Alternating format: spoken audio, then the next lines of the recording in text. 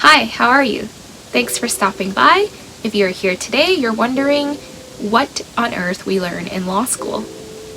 Just a kind reminder that I am in my first year and I am recording this in the middle of a pandemic, so everything that I am telling you now is based off an experience on Zoom. But I hope that it is somewhat helpful in your decision on going to law school. Before I went to law school, I was very curious as to what law students actually learn. Do they simply learn how to argue? What does it take to be a lawyer? What do they learn in law school? And I wondered, why is this such a secret? It feels like it's almost like a cult. No one really talks about it. And if you go on YouTube at that time, I didn't have a lot of information on what law students actually did or what they studied.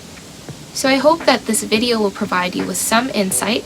While I cannot speak for other law schools, I think that most law schools in Canada follow the same format, and they also study relatively the same cases throughout. Some questions you may have are, what do you learn in law school? What kind of law do you learn in law school? What are your assignments like? What are your finals like? How are these evaluated? Today I will attempt to answer these questions, and this is going to be a long video. Generally, every law school follows the same format, which includes core competencies that you need to take. Some of the classes that I took this year are contracts, property, public constitution, criminal law, a legal writing class, torts, and something else. How are you evaluated in law school? Well, each school is different, so I can't speak to every law school. In my school, particularly, we are evaluated through a series of assignments, or just a final exam, or participation. So it really depends. For example, at Osgoode Law School, I've heard from my peers that each semester they have 100% final exams. So that means there are no other ways they are evaluated. However, at my school, each class is different, so the professors will choose on how to evaluate. For example, my criminal law class goes all year round. In the first semester, we are evaluated on a 30% paper. In the next semester, our final exam is weighted 70%. This is pretty common in law school to have a huge weighting scale. I don't know why they do this, but I guess that's how they've been doing it forever. Let's break down what you're being evaluated on.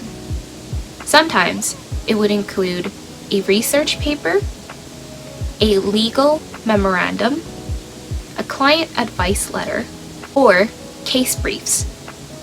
I'm sure you know what a research paper is if you've done an undergrad. It's basically just looking up sources and writing a paper, building an argument. Legal memorandums are something that we learn in law school, and it's basically a legal way of doing research and studying the laws and coming up with an analysis that you would provide to your supervisor or lawyer or for whoever is asking you to write up a legal memorandum.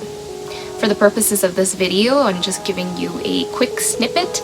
I won't go through what a legal memorandum is, but generally we call them a memo. Another thing we're evaluated on is a client advice letter. A client advice letter is basically a letter that you would write up, and it's just a mock-up of legal advice on paper for your client. Just like the legal memo, I will not go through it for the purposes of this video. Finally, a case brief. A case brief is basically a summary of a case. Is there a special way to take notes in law school? The answer is absolutely. When you're in undergrad, you take notes frantically. Whatever the professor says, you will just take a bunch of notes and then hopefully go through them later. In law school, there is a format, and we use this format called a FILAC, which is an acronym for Facts, Issue, Law, Analysis, and Conclusion. This is something that I will talk about later on, and if you are not in law school, please do not do research on how to do the phyletic method. It is something that you will learn eventually. But overall, this is how we generally take notes in law school. So what do you read in law school? Generally, you just read a bunch of cases. Things that have happened at the Supreme Court of Canada or at the appeal court in some other province. That's all you read, just a bunch of cases and textbooks. What are law school exams like? Generally, law school exams follow two formats, either an essay or a fact pattern. An essay, pretty self-explanatory, but what on earth is a fact pattern? A fact pattern is a scenario that your professor makes up, and you're supposed to apply legal rules that you've learned from the cases that you've read and apply them to this scenario. It's kind of like having a client come to you and they give you all of their problems and you have to sit through and decipher through everything that they're saying and try to figure out what is the legal problem here and how can I help them. That's basically what a fact pattern is on an exam. And I know what you're thinking. You're probably thinking, wow, that sounds so interesting. That sounds so fun. Yeah, it's not fun when you have a 2-hour exam and your exam is exceptionally long and you're at home, you're online. It can be quite complex. How are law school exams graded? It really depends on the school. So this is a really hard question for me to answer.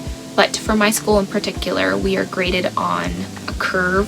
So most of the students need to be in the median, which is the B grade, the average of the class. And then you'll have some outliers who are in the A's and a couple in the C's and D's. So what is an example of everything that I've spoken so far? For my first semester of my contracts class, I wrote a 75% exam. And then in my second semester, my exam will either be 50% or 25%, depending on how well I did.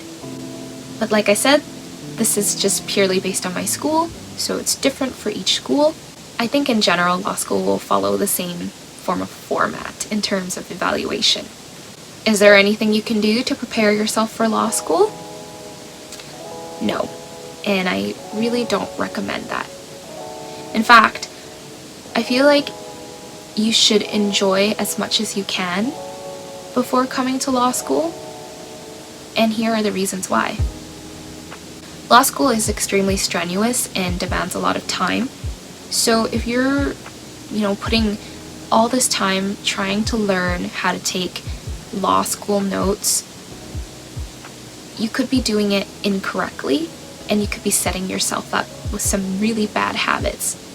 So I don't recommend you start reading cases or asking for notes, trying to get yourself ahead of the curve, because trust me, you will learn how to do this eventually and it will come with time, so there is no reason to prepare yourself prior to law school. The only solid advice I have for you is to make sure that you have good equipment to come to law school with, and that includes a good laptop. So if your laptop is a bit older, please try to invest into a good laptop so that you can take proper notes, and should you have to go through Zoom like I did, you will certainly need a powerful tool to help you get along. And I know that this comes from a very advantageous opinion. It's certainly something that is worth the splurge. Another advice I have is practice writing. It sounds weird. If you came from an arts degree, you probably already know how to write, but the thing is, in law school, they will teach you how to write all over again. What I mean is that legal writing is very particular and it's very different. There's a thing that I learned in my school called point-first writing, and essentially it is turning every single passive sentence into active writing. On your spare time, maybe look up what active writing is and start practicing. This is certainly something that I wish I knew, because I came from a degree where I could write whatever I wanted and still get an A. However, in law school, whatever an A in undergrad is definitely a B. Another advice I have for you is to make sure that you get your health in check. this is probably one of the most practical advice I could possibly give, because you're going to be so busy that you won't have time to take care of yourself. So if you have an outstanding dental appointment or other health related matter that you need to take care of, please have that done prior to law school, because you cannot risk becoming more ill in the middle of the semester, and it's very hard to take time off to take care of these things when you could have done them in the summer. I hope this video was helpful or somewhat helpful. I know it is not an exhaustive video and I cannot speak on behalf of other law students, so if you are another 1L or another student from another Canadian law school, please write in the comments, help out the fellow aspiring law students on preparing their journey for law school. And that being said, good luck. I will see you soon.